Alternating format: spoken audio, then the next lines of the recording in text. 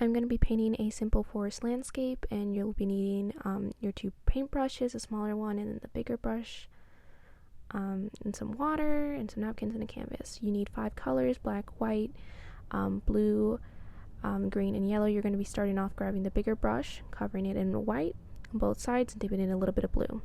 And then you're going to be painting it on your canvas, just like so, on an angle. It's going to be creating a lighter shade of blue. You're just going to bring it up close to the corner, but you're not going to paint it all the way, because we're going to soon be dipping it into just the blue itself, because we're going to be creating a gradient from light blue to dark blue. See, now I'm just lining up the blue, get a little bit lighter. Now I'm grabbing the regular blue and I'm going to be blending it in using the same paintbrush.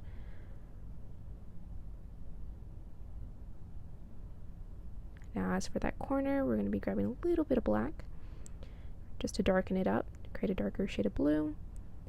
We're also going to be blending that down into our regular shade of blue, just to give that gradient look.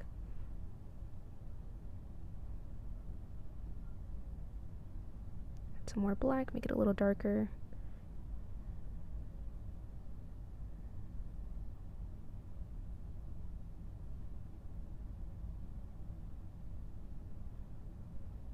Just fixing up the gradient, making sure everything looks nice and blended. It's okay to go back for more color. You can never have too much paint. And I'm going to clean the brush, make sure it's nice and clean for the next step. We're going to be grabbing the smaller brush, and we're going to be grabbing a little bit of water, and we're going to mix it in with some black, to kind of thin out the paint to give it more of a see-through kind of look. We're going to be painting the tree trunks next. So that's me grabbing some water and a little bit of black and just mixing it up to thin out the paint. So we're going to be creating 8 total trunks. So as we create the trunks, they're going to get slowly more smaller as they get closer to the center to give more of a depth. The lines don't have to be perfect.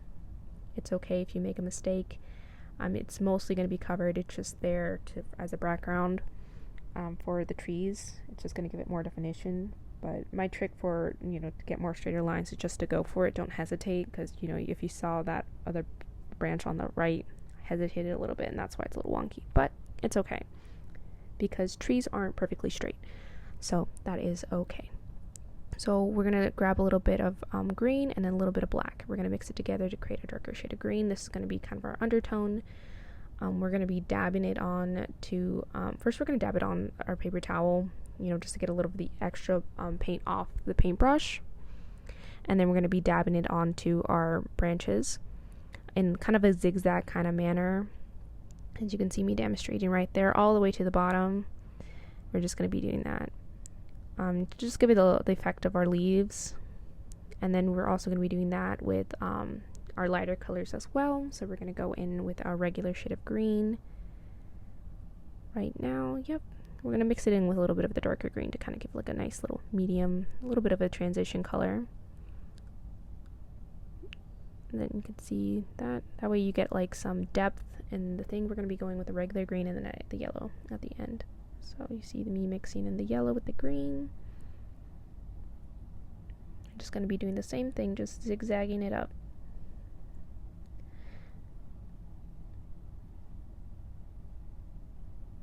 Now I just felt like my tree trunks were kind of disappearing, so that's why I went back in with the watered down black mixture. It's totally an option. I just, blended it out again. I just felt like it was kind of disappearing on me a little bit. So that's why I did that. But, just little touch-ups here now. But, yep, I'm going to go back with the darker shade of green. Again with the overlayer. I'm also kind of putting down the base for the bottom as well. And then I'm going to go in with the regular green one more time with a little bit of yellow to line things up. The yellow there is to provide the highlights, and I'm focusing it more towards the center and the tops of the trees to give it more of a definition between, it's just for the lighting purposes, because the light is, see, I just added the moon there, so all I did was grab the bottom of the paintbrush, like the tip, and then I, put a dot there. I flicked the paint, I mixed it in with a little bit of white to just create a more flickered look. you know, I'm touching it up a little bit because I did get a little white paint on my trees, but just added some yellow to fix it up. Now I'm adding the grass. I'm just kind of grabbing the smaller paintbrush, my darker colors, and just like kind of using the end of the brush and kind of flicking motion using you know, to create the grass. And I'm just going into some lighter colors, you know, again, same colors I used as a tree in the same similar order, you know, to give it the definition that I want it to have. That way, you know, it has dimension as well, so you know, it's okay if it doesn't look perfect. It happens. So right now I'm just adding the little yellow highlight.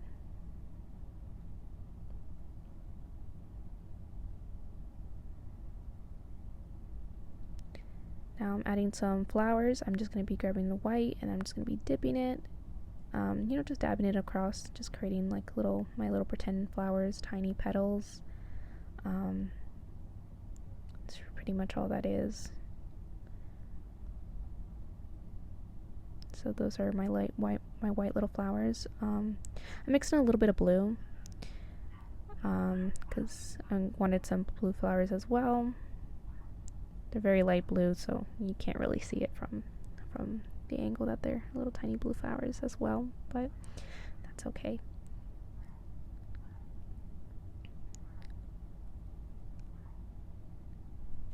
I'm also going to water down my little white a little bit. I'm also cleaning off my brush. But yeah, I'm just going to go and fix some more grass, add some more of it because I don't really like the yellow too much because I feel like I added a little too much, so I'm going to just fix it a little bit. You know, just do whatever I feel is necessary to, you know, make it look good.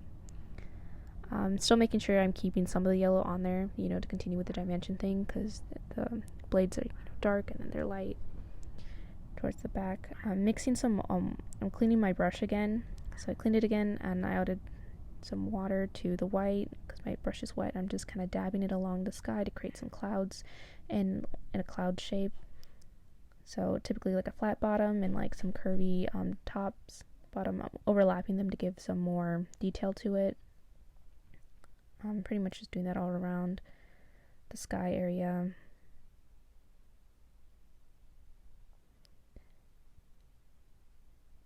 And then that is the painting.